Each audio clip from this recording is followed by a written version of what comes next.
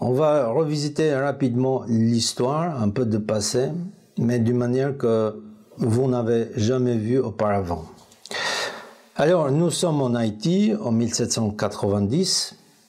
Donc, nous allons refaire un bond en arrière. Nous allons remonter le temps. OK? Et nous allons imaginer que nous sommes en Haïti en 1790. On ne connaît pas le futur. Qu'est-ce qui va se passer en 1791? Hein? Nous sommes en 1790 en Haïti, dans une colonie française. Et puis on ne sait pas qu'est-ce qui va se passer dans le futur. On ne sait pas. On ne sait pas comment le futur va se dérouler.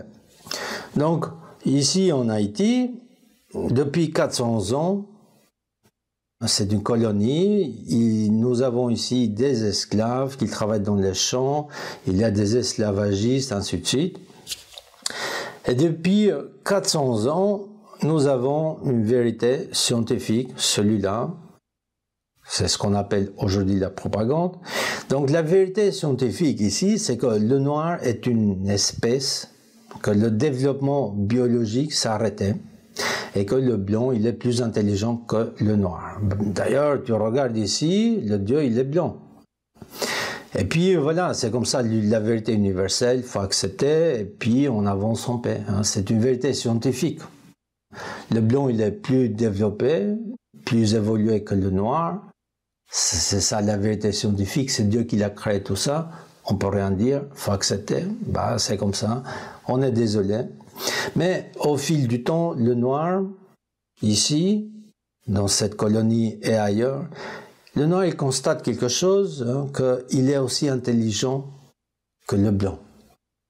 Et il dit, moi je mérite un peu de respect et de justice. Hein. Par exemple, ici, vous regardez ce petit enfant noir qui fait du mathématique, il a 2 ans, il fait des additions et des soustractions mathématiques, il a 2 ans, ce petit-là. Now, most people only know 3.14. Correct, yeah. 6, 5, 3, 5, 8,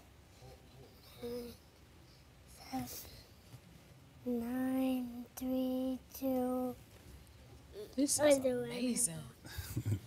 3, 8, 4. What would you say is the next level for him? Sky's the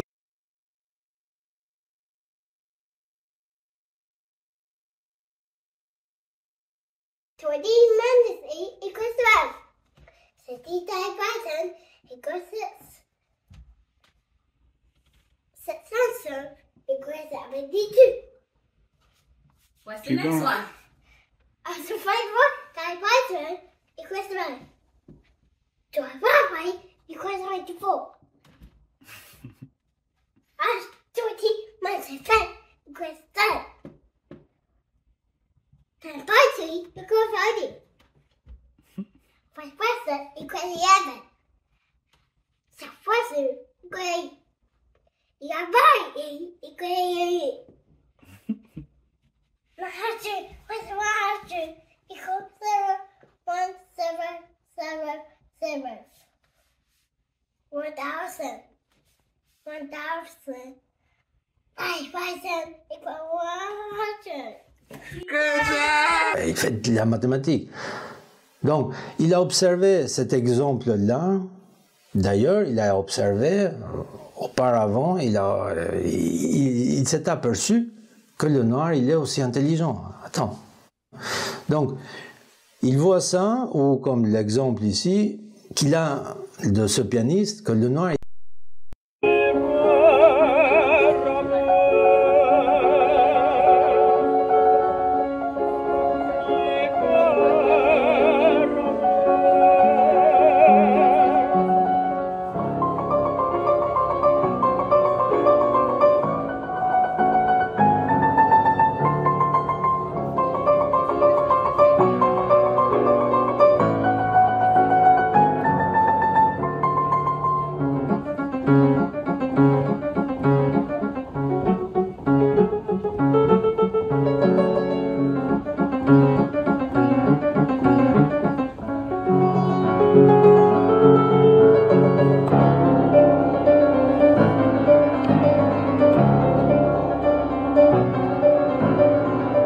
a les mêmes capacités que le blanc. Et il se dit, mais attends une minute, moi je suis aussi intelligent comme le blanc. Je suis aussi intelligent. Hein, regarde, lui il fait ça, moi aussi je sais faire ça. Alors pourquoi nous ne sommes pas égaux? Pourquoi lui il ne me respecte pas? Okay? Pourquoi il n'y a pas de justice? Pourquoi il n'y a pas d'égalité? Moi aussi je sais faire ce qu'il fait. Okay? Et quand il n'y a pas de justice, égalité, ils comprennent petit à petit que cette vérité, c'est une supercherie. Ce n'est pas une vérité universelle, ce n'est pas une vérité scientifique. Ils comprennent que celui-là, c'est une supercherie, elle est fausse, ça. Ce n'est pas une vérité, ça. Ce n'est pas une vérité universelle. Je suis manipulé, il pense. Et il observe ça jour après jour, que cette vérité qu'il a appris par le passé, année après année, elle est complètement fausse. Et il a compris qu'il est manipulé mentalement, qu'il est manipulé. Et quand le passé, elle est fausse, hein, elle est erronée. Alors vous faites un trait, passé, présent, futur, et ça vous donne la direction où vous y allez. Passé, présent, futur, vous voyez tout de suite qu'est-ce qui va se passer dans le futur. Un an plus tard, 1791, ça va être l'explosion, ça va être la guerre. On appelle aujourd'hui une révolution haïtienne, mais c'est aussi une révolution, c'est aussi une guerre, tout simplement entre blancs et noirs. Il faut bien comprendre cela. Donc, voilà, 1791, c'est l'explosion, c'est la guerre totale en Haïti. L'esclave, il se soulève contre le maître. Le noir contre le blanc. Certains l'appellent une révolution, mais c'est aussi une guerre entre noir et blanc. Il faut bien comprendre cela. Là, on s'approche dangereusement au précipice de l'humanité. On s'approche dangereusement puisque ce n'est plus une guerre quelconque, mais là, c'est une guerre de couleur de peau. Il faut bien comprendre cela. Là, on est dans les fondements de l'humanité. On touche les fondements de l'humanité, les fondements de l'universalité, le noir, une peau noire contre une peau blanche, tout simplement.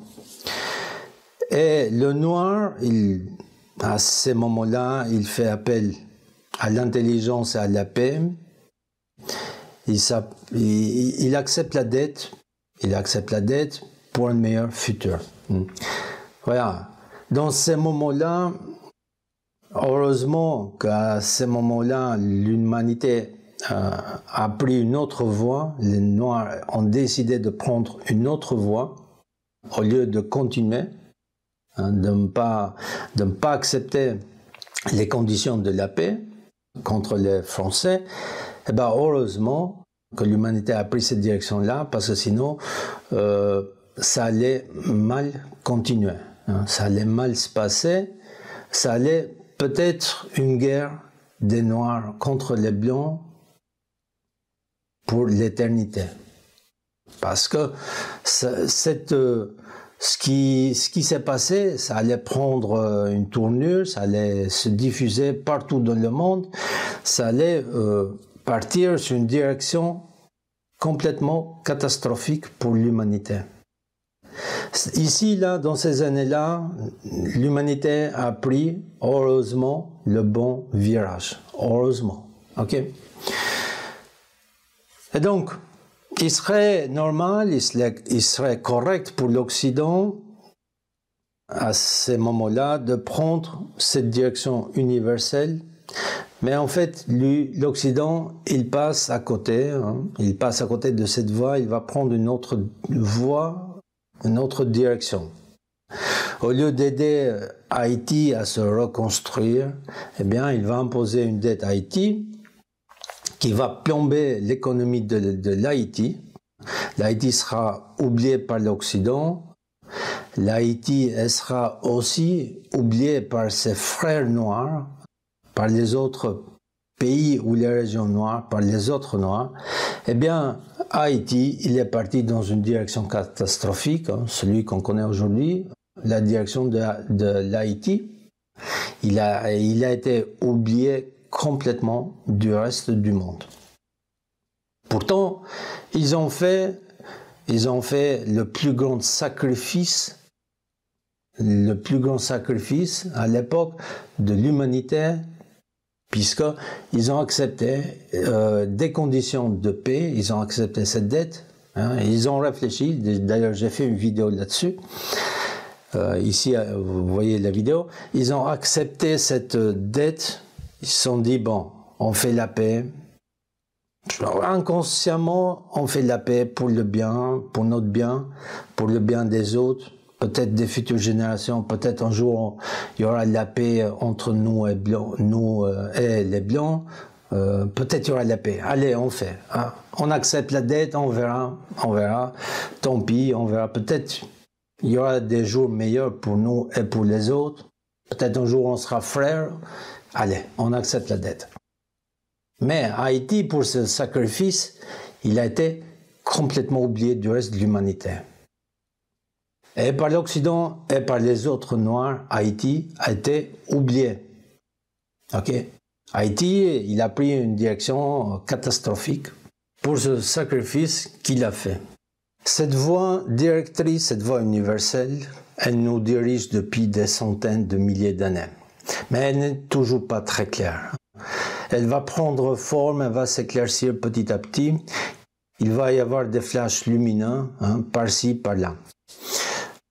Le premier qui va briser le mur de la vérité, de l'histoire kémique, de l'histoire africaine, c'est Volney en 1797, quand il était en voyage en Égypte et en Syrie, et il va publier, hein, il verra les Coptes, hein, il va regarder la population en Égypte, et il va dire: quel sujet de méditation de voir la barbarie et l'ignorance actuelle des Coptes, issus de l'alliance du génie profond des Égyptiens et de l'esprit brillant des Grecs. De penser que cette race d'hommes noirs, aujourd'hui notre esclave, est l'objet de nos mépris, est la même à qui nous devrons nos arts, nos sciences et jusqu'à l'usage de la parole. D'imaginer enfin que c'est au milieu des peuples qui se disent les plus amis de la liberté et de l'humanité, hein, l'Occident, que l'on a sanctionné le plus barbare des esclaves et mis en problème si les hommes noirs ont une intelligence de l'espèce des hommes blancs. Fin de citation. Donc là, les Égyptiens noirs venaient, ils balancent là, ils lâchent un blanc froid. Ils fissurent le mur. L'Égypte négride, à partir de ce moment-là, va commencer à sortir petit à petit. Donc le Volney, un blanc froid. Mais cependant, l'esclavage s'arrête. Hein, cette grosse fausse vérité, elle s'arrête. Elle devient de plus en plus petite. Donc l'esclavage s'est arrêté. L'Occident va commencer une autre direction. C'est la direction de la colonisation. Aux États-Unis, il y a un problème. Les Noirs sont libres, mais le problème, qu'est-ce qu'on fait? On fait quoi avec tous ces Noirs libres? Réintégrer le Noir, l'ex-esclave, hein, dans la société occidentale, mais comment? Ok, ils sont libres maintenant, mais qu'est-ce qu'on fait? Comment on va les intégrer, le Noir avec le blanc? Comment on va faire là? Puisque c'est comme ça, libre mais séparé, Marcus Garvey, il va proposer une autre idée. Toutes les esclaves libres, toutes les Noirs qui sont en Amérique, eh ben, ils rentrent en Afrique. Comment est-ce possible? Comment mettre ça en œuvre? Donc techniquement c'est impossible, des millions de Noirs, des millions transportés par des bateaux qui reviennent en Afrique.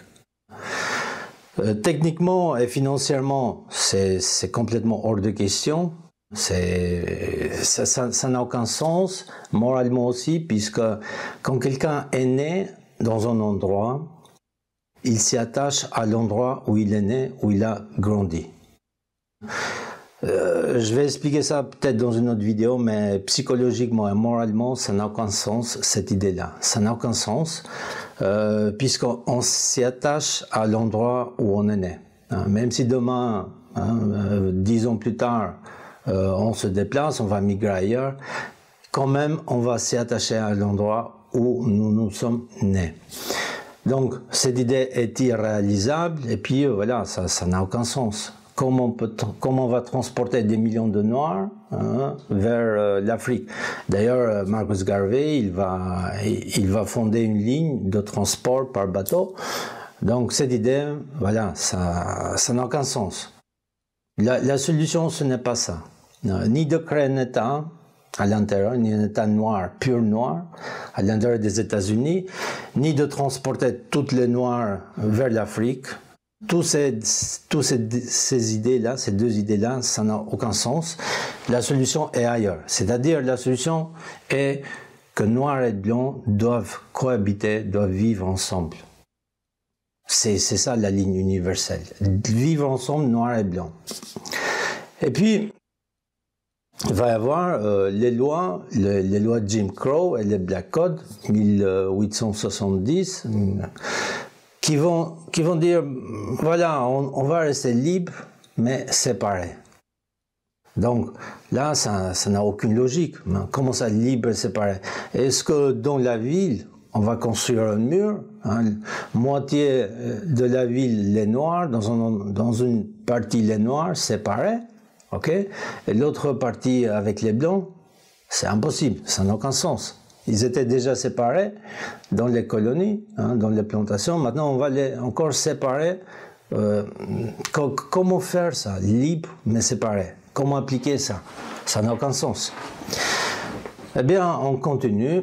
Libre, mais séparé. Bon, c'est une erreur complète. Et puisque c'est comme ça, libre, mais séparé, Malcolm X, il va répondre, eh ben, puisque vous nous dites libre mais séparé, eh bien, nous on construit un État noir à l'intérieur des États-Unis, un État où il n'y aura que des Noirs et les Blancs, ils resteront dans l'autre partie. Deux États, un État avec les Blancs, un État avec les Noirs. Créer un État noir à l'intérieur des États-Unis. We believe that separation is the best way and the only sensible way, not integration. And but on the other hand, when we see our people being brutalized by white bigots, white racists,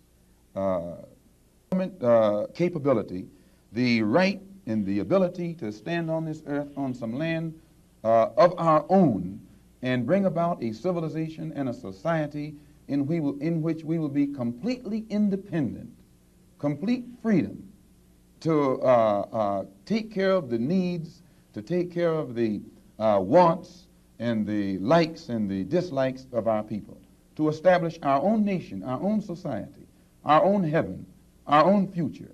This is what we mean by freedom, by equality, and justice means as you sow, so shall you reap.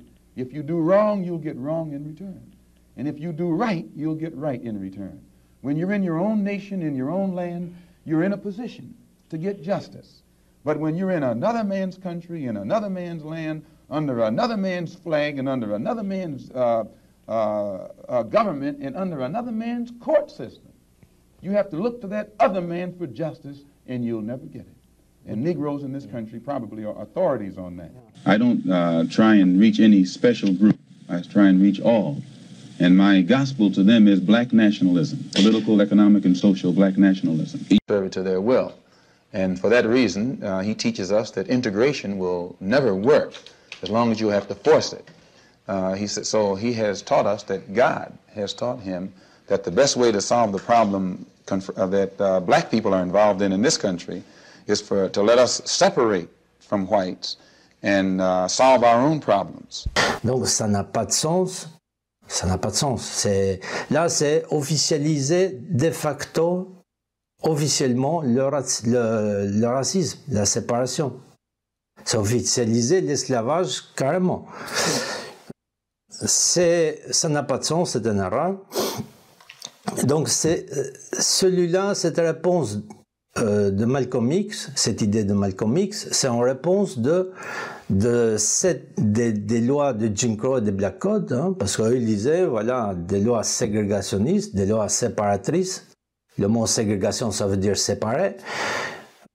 Ces lois, c'était des lois pour séparer la population, les blancs d'un côté et les noirs d'un côté. Et Malcolm X, il propose, puisque c'est comme ça, on crée un État noir. Donc ça, cette idée-là, elle est insensée, ça n'a pas de sens non plus. Hein. Donc le racisme, là, deviendrait complètement officiel. Donc ce n'est pas acceptable, cette idée de Malcolm X.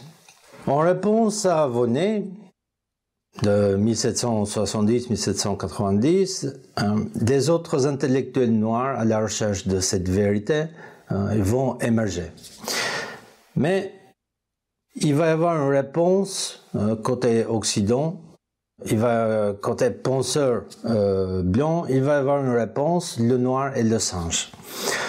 Le problème est que cette propagande scientifique, c'est-à-dire qu'ils vont associer le noir avec le singe, va créer énormément de problèmes.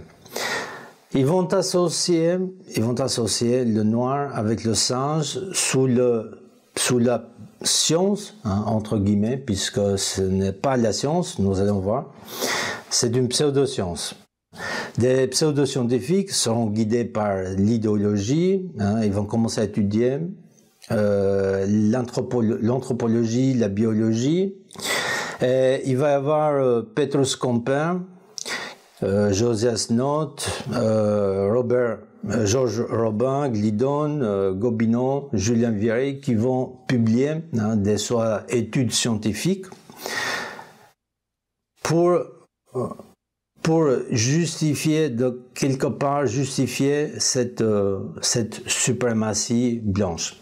Alors, ça n'a aucun intérêt si ces scientifiques, est-ce qu'ils étaient sincères et ils ont fait des erreurs dans cette science, ou est-ce qu'ils ont constaté une vérité et ils ont dit que des mensonges, etc.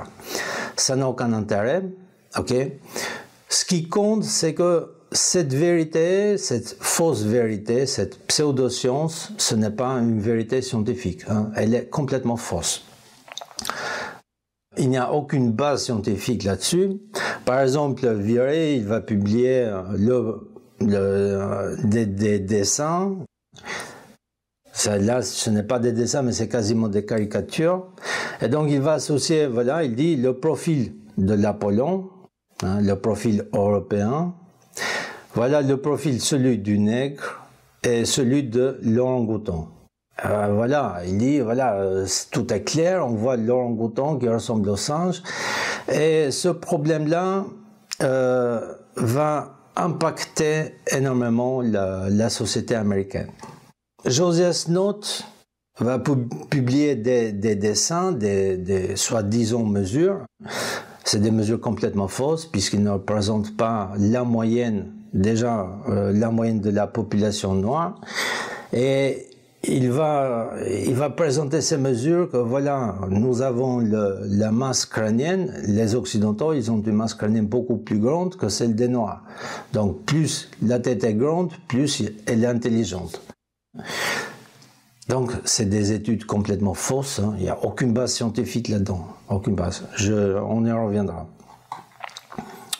Je fais une petite parenthèse, j'ai publié un post sur Facebook suite aux élections de Miss France qui a été emporté par une fille afro-martiniquais français, donc afro puisqu'il est d'origine afro, mais martiniquais et puis nationalisé, né, naturalisé français.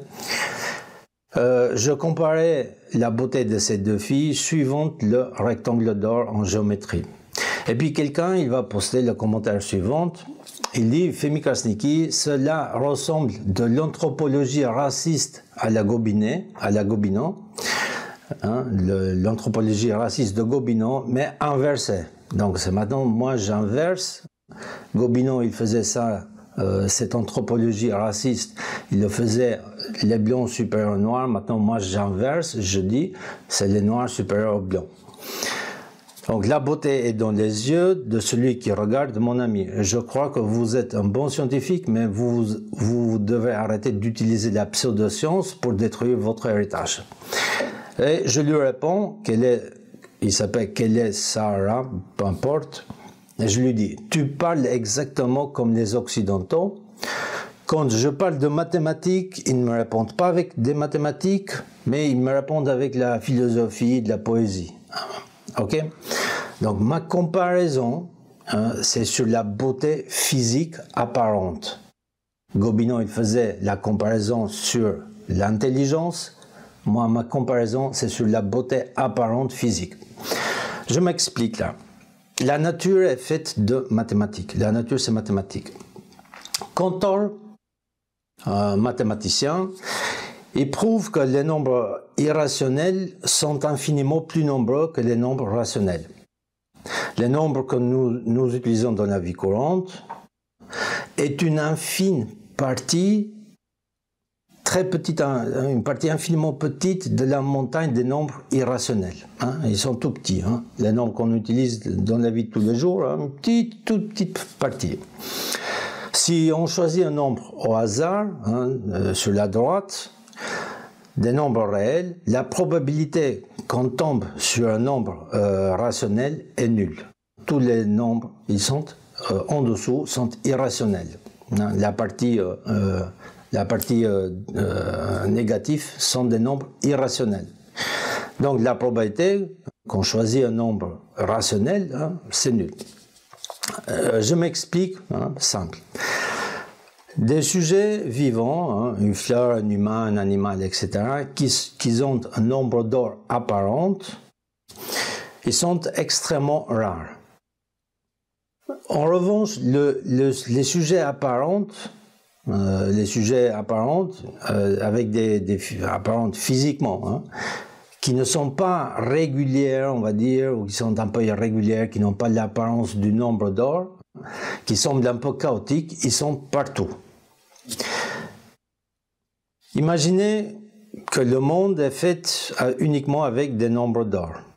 Par exemple, ce paysage, ce parti de paysage, imaginez que les cailloux ici, sur cette plage, ou cette partie-là, ils sont uniquement en nombre d'or.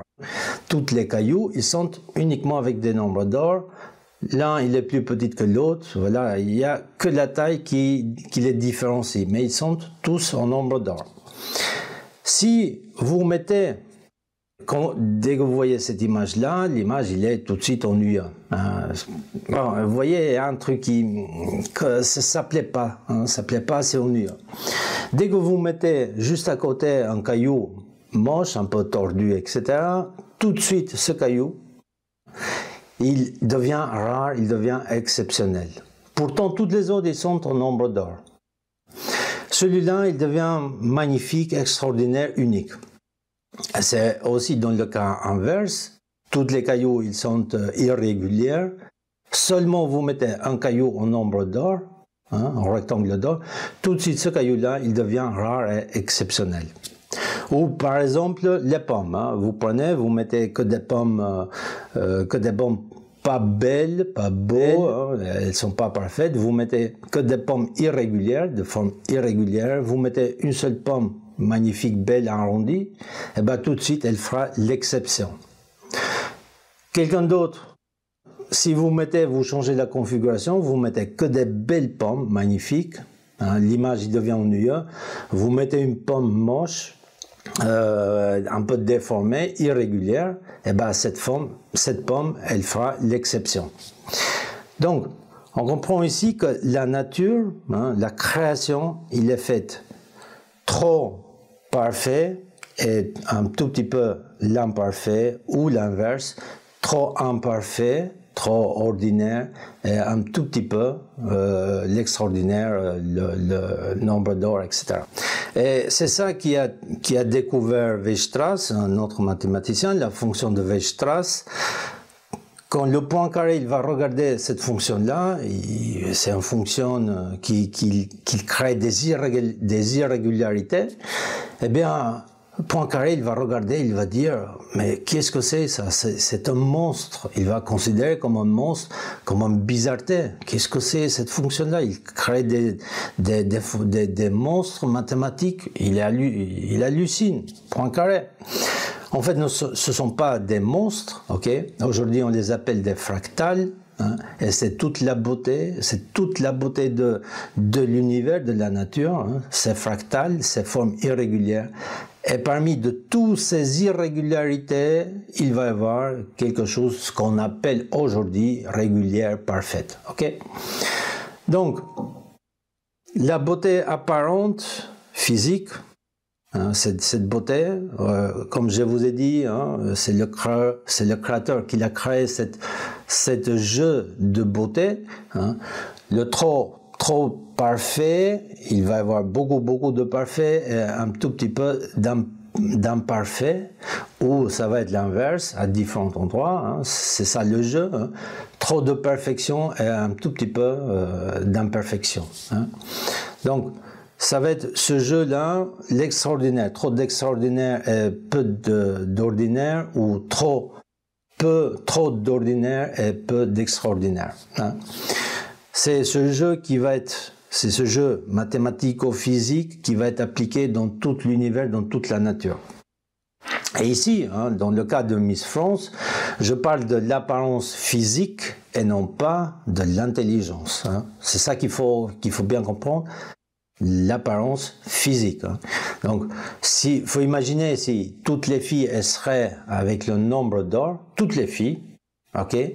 La fille qui n'a pas le nombre d'or hein, au visage, elle serait la Miss France ou le Miss Univers. Elle ferait l'exception. D'accord, c'est comme ça. Puisque on n'aura que des filles avec de nombre d'or, et celle qui n'a pas de nombre d'or, elle serait l'exception. Hein. Ça serait aussi l'inverse. Les filles qui n'ont pas le nombre d'or, la fille avec le nombre d'or, figuratif en géométrie, elle ferait l'exception, elle serait la plus belle, la plus parfaite. Ok? Donc, ce qui a été défini, c'est qu'on ne voit pas trop le nombre d'or de partout, et puis voilà, celle ou cet objet-là, ou cette personne-là qui a le nombre d'or, voilà, il fait l'exception, il est le plus rare, etc. Donc, mais je parle toujours de l'apparence physique, ok, de la beauté apparente physique. Hein. L'intelligence n'a rien à voir là-dedans, d'accord? Gobineau, il faisait des comparaisons avec l'intelligence, ok. Bien entendu, je ne dis pas que les filles blanches, elles sont beaucoup moins nombreuses que les filles noires avec nombre d'or. Le nombre d'or, il est déployé aussi bien sur les filles noires, aussi bien nombreux sur les filles blanches ou les filles asiatiques, etc. Hein. La mathématique, elle n'a pas de préférence. Hein. La mathématique n'a aucune préférence, noire ou blanche, etc. Hein. Noire, blanche ou asiatique. Ce n'est pas une exclusivité, le nombre d'or, ce n'est pas une exclusivité des filles noires, absolument pas. Donc le jury, d'ailleurs, elle a ramassé beaucoup de critiques. Le jury, elle a fait le choix sur cette fille noire. À mon avis, je ne sais pas si c'est un choix conscient, mais elle a fait ce choix suivant ce règle géométrique, le nombre d'or apparent. Elle a fait un choix mathématico-géométrique. Je ne sais pas si c'est voulu ou si ce n'est pas voulu, c'est instinctif, ok? Ça, je ne sais pas. Hein. Mais la jury, elle a senti, elle a dû observer, elle a senti peut-être le nombre d'or sur le visage de cette fille, et puis voilà, elle a choisi cette fille-là. Rien à voir avec la beauté apparente, ok? L'intelligence, c'est comme les pieds. Tout le monde en a deux pieds, est équipé avec deux pieds. Tout le monde a la même intelligence. La question est, qu'est-ce que vous faites avec ces deux pieds? Il y en a qui vont courir, ils vont y aller doucement, petit à petit. Ils vont se promener. Et il y en a qui vont courir avec les deux pieds. Et bien, l'intelligence est pareil, c'est la même chose. Il y en a qui vont booster l'intelligence à fond, ils vont mettre le gaz à fond, ils vont courir avec leur intelligence. Par exemple, un mathématicien, il va bosser à fond sur les mathématiques, ou un physicien, ou un autre chercheur, je ne sais quoi, en biologie. Dans des sciences, ils vont y aller à fond. Et d'autres, ils vont y aller moins vite, hein, ils prennent le plaisir d'y aller moins vite, ils vont marcher avec leur intelligence, ils vont sur des champs, par exemple, ils vont sur l'art, sur l'esthétique, la poésie et je ne sais quoi. Hein. Donc ils vont y aller moins vite. Mais l'intelligence est égale. On a tous deux pieds. On a tous la même intelligence. Certains, ils vont trop vite. Hein, ils vont booster l'intelligence à fond. C'est comme si vous avez une voiture. Tout le monde a une voiture. Eh ben, certains, ils vont mettre la pédale à fond de l'intelligence, le gaz à fond, et d'autres, ils vont rouler doucement. Ils vont prendre plaisir de rouler doucement avec leur intelligence. Petit à petit, ils observent des choses, ils se merveillent, etc. Et c'est exactement la même comparaison. D'accord? L'intelligence est immesurable, est égale et non mesurable. Hein. Par exemple, que dire d'un éléphant qu'il a un volume crânien énorme par rapport à un chat ou un humain? Si l'intelligence serait basée sur le volume crânien, eh ben, les éléphants ils auraient dominé le monde. Aujourd'hui, ce n'est pas le cas. De là, vous comprenez que ces études qui avancent que l'Homo sapiens, parce que j'ai lu des études que l'Homo sapiens il a évolué à cause de son volume crânien, qu'il était beaucoup plus grand que le volume crânien de habilis, du Néandertalien, l'Homo erectus ou rhodésien. C'est complètement faux, c'est erroné. Le volume crânien n'a rien à voir, strictement rien à voir, zéro, avec l'intelligence. Donc, ce n'est pas le volume crânien qui va définir que vous êtes plus intelligent que quelqu'un d'autre qui a un crâne moins petit. L'intelligence n'a strictement rien à voir avec la taille du crâne, la taille des bras ou des pieds, strictement zéro, absolument. L'intelligence par rapport au physique, ça vous pouvez faire un trait. N'a rien à voir avec le physique. D'ailleurs, par exemple, vous avez Stephen Hawking, un grand physicien, qui n'a pas un physique de sportif extraordinaire. En revanche, il a une intelligence, enfin, il a la même intelligence qu'un ouvrier, sauf il a boosté l'intelligence à fond. C'est si simple que ça. Il a exactement la même intelligence qu'un ouvrier, qu'un artiste peintre, qu'un je ne sais quoi, un historien. Exactement la même capacité intellectuelle, sauf Stephen Hawking. Il a boosté à fond son intelligence. Il a travaillé jour et nuit avec son intelligence et puis voilà, ça donnait le résultat que nous avons, qui est devenu un grand physicien. D'ailleurs, les mesures qu'ils ont fait, Gobineau et les autres, c'est des mesures qui ne représentent pas la moyenne de la population.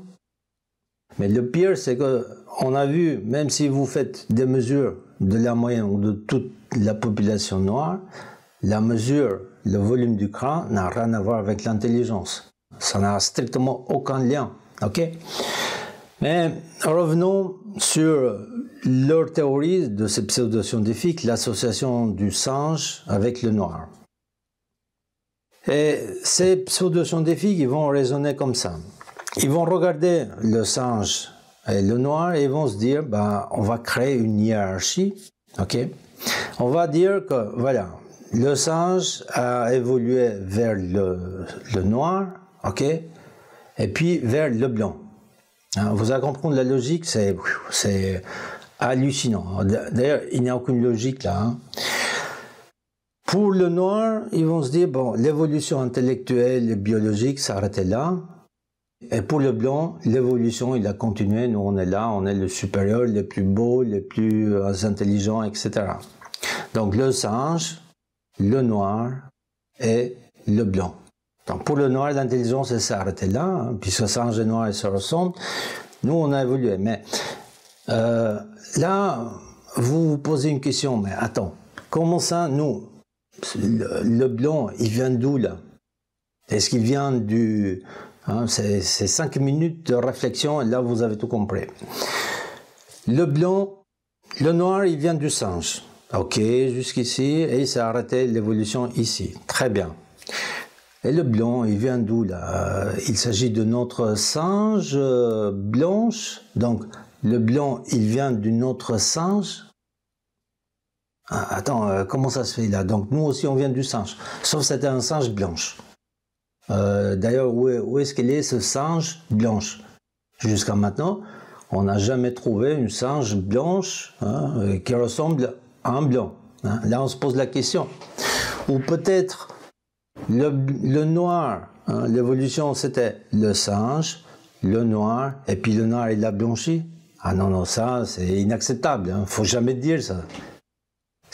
Faut jamais dire ça. Si cette idée... Il se peut que cette idée, il leur était passée par la tête. Le singe, le noir, et puis le noir, il est devenu blanc. Ça on ne parle plus. Hein. Il ne faut pas mettre cette idée-là sur place. Le problème, il reste là, mais le blanc, d'où il est sorti, là? Celui-là, d'où il est venu? Ok, il était primitif, mais est-ce qu'il y a eu un singe avant, ou il est sorti comme ça de nulle part? Hein, un blanc primitif qui est devenu intelligent. Rien à voir avec le singe. Si c'est un singe blanche qui s'est passé du singe blanc aux humains blancs, hein, à l'Occident, eh ben oui, on peut dire, voilà, il y a une évolution là. Le problème, c'est qu'il n'y a aucun singe qui ressemble à un blanc. Ok? Donc, ce schéma-là, avec une réflexion de 10-15 minutes, on comprend tout de suite qu'il n'y a aucune logique là-dedans. Tout est faux. Il n'y a rien de scientifique. Une théorie plus biaisée que l'autre. Il suffit juste 5 minutes à réfléchir. Et là, vous comprenez qu'il n'y a rien de logique hein, dans l'évolution de ce qui propose ce pseudo-scientifique. Et puis ces pseudo-scientifiques vont aller encore plus loin, hein. Ils vont inventer des fausses maladies, la drapétomanie. La drapétomanie, ça consiste, il y avait des esclaves qui fuyaient des plantations et ils partaient à la forêt, hein, libre. Et puis pour ceux qui restaient, on leur disait, ceux qui sont partis, ils souffrent de la maladie de drapétomanie. C'est une maladie. Ils sont malades. Ils sont malades parce qu'ils s'enfuient. Hein. Ça s'appelle drapétomanie.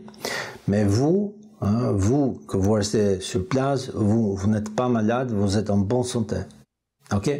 Donc la drapétomanie, hein, c'est une maladie de ceux qui fuient. Hein, complètement bidon. C'était pour justifier, en fait, tout est bon hein, pour la manipulation. Revenons ici, hein, vite fait, sur la partie, parce que j'ai vu hein, des reconstitutions du Néandertal. Hein. Donc, ces reconstitutions du Néandertal, avec la peau claire, ne sont pas correctes. Elles sont complètement bidons, à mon sens, hein, à mon avis, d'accord? Parce que si le nez est large, hein, comme représenté ici, le Néandertal, c'est qu'il y a un climat humide, un climat chaud, et cela nécessite une adaptation de la morphologie, ça nécessite un élargissement de la morphologie, et du coup, hein, pour pouvoir oxygéner le cerveau, les canaux nasales vont s'élargir, hein, le nez elle va s'aplatir, pour pouvoir s'approcher, pour que le chemin soit plus court, hein, le chemin de l'oxygénation du cerveau, du nez au cerveau, le chemin il se raccourcit, et puis ça aide pour l'oxygénation du cerveau. Ça va beaucoup plus vite. Elles vont s'élargir, hein, les deux canaux nasales. D'autant plus, il y a une adaptation de la morphologie, hein, le prognatisme de la mâchoire. Hein, la mâchoire, elle va s'avancer en avant. On va avoir un prognatisme de ce mâchoire pour pouvoir raccourcir l'espace entre la bouche et les poumons, hein, pour pouvoir oxygéner le cerveau rapidement. Et donc cela nécessite obligatoirement un pot noir. Donc ces éléments-là. On voit aussi un prognatisme supraorbitaire, ici, là, hein, dans cette partie-là, sur le sinus frontal. Donc, un prognatisme qui s'avance. Ces éléments-là, hein, ces trois éléments, le prognatisme supraorbital et des sinus frontaux, le prognatisme de la mâchoire, le nez élargi, hein, tous ces trois éléments, à mon sens, à mon avis, c'est des signes. C'est une adaptation morphologique et ça nécessite obligatoirement une peau noire. Donc le néandertal représenté ici, là, comme ça, avec cette peau claire, c'est complètement faux.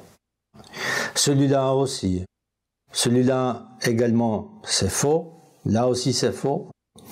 Le seul néandertal reconstitué correct, on va dire, avec la peau noire, c'est celui-là. Donc les hommes primitifs, l'Homo erectus, l'Homo habilis, l'Homo rhodésien et le Néandertal, ils avaient tous la peau noire. Ok? Donc cette représentation du Néandertal avec la peau claire, c'est complètement faux. Hein. À mon avis, hein, la peau était nécessairement noire, comme je vous ai dit, avec ces trois éléments.